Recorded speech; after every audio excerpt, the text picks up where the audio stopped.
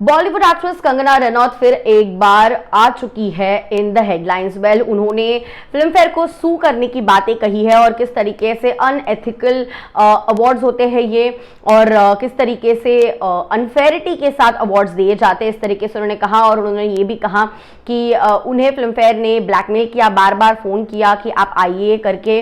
और इतना ही नहीं, उन्हें पहले आई थिंक कुछ 2013 में उनका कहना है कि बताया गया था कि अगर आप अवार्ड फंक्शन में आए और अगर आपका प्रेजेंस हुआ या फिर अगर आपने परफॉर्म किया तो ही आपको अवार्ड दिया जाता है, वरना नहीं। अनएथिकल लगा कंगना को, इसलिए कंगना ने तभी से ही बॉयकॉट कर दिया है, बैन कर दिया है अवार्ड फंक्शन में जाना फिल्म फेयर के। और अब इसके ऊपर फिल्म फेयर ने ऑफिशियली अपना जवाब दिया है और उन्होंने कंगना के अगेंस्ट लीगल एक्शन लेने की बात भी की है। चलिए आपको बताते हैं कि कंगना के स्टेटमेंट्स के ऊपर क्या जवाब आ रहा है फिल्म फेयर का।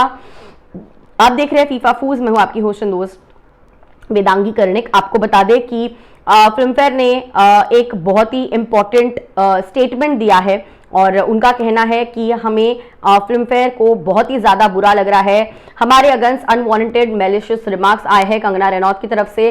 पिछले 60 वर्षों से फिल्म फेयर अवार्ड्स जो है परफॉर्म करता है, सेलिब्रेट करता है, ऑनर करता है टैलेंट को इन द फिल्म इंडस्ट्री। इतना ही नहीं, उनका कहना है कि हम हमेशा इम्पार्शियल रहे हैं, अटमोस्ट ट्रांसपेरेंसी के साथ काम किए हैं और हमारे स्ट्रॉन्ग एथिक्स है जिसकी वजह से हमारे ऑडियंस का ट्रस्ट हम जीत पाए हैं और इस मूवी इंडस्ट्री में।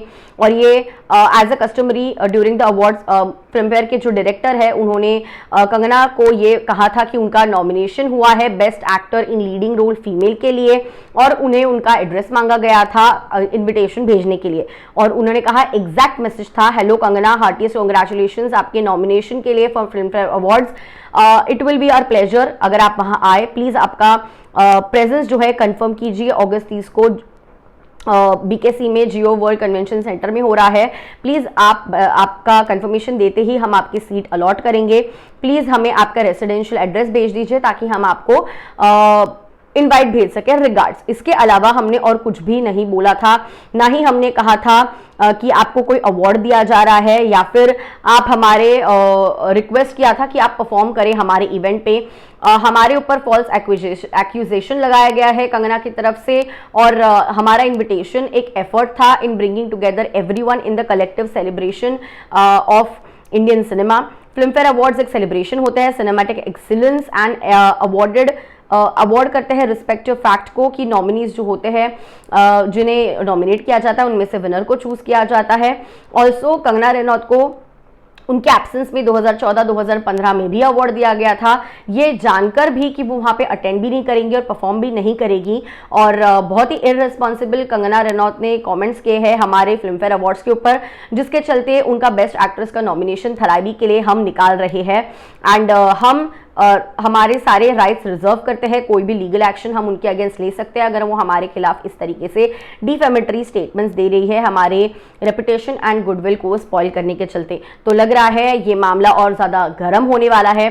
कंगना ने उनके ऊपर एक्यूजेशन लगाया तो अब उन्होंने यानी फिल्म फेयर ने अब करारा जवाब दे दिया है और बताया है कि इवन दो वो नहीं थी फिर भी 2014-2015 में हमने उन्हें अवार्ड दिया था।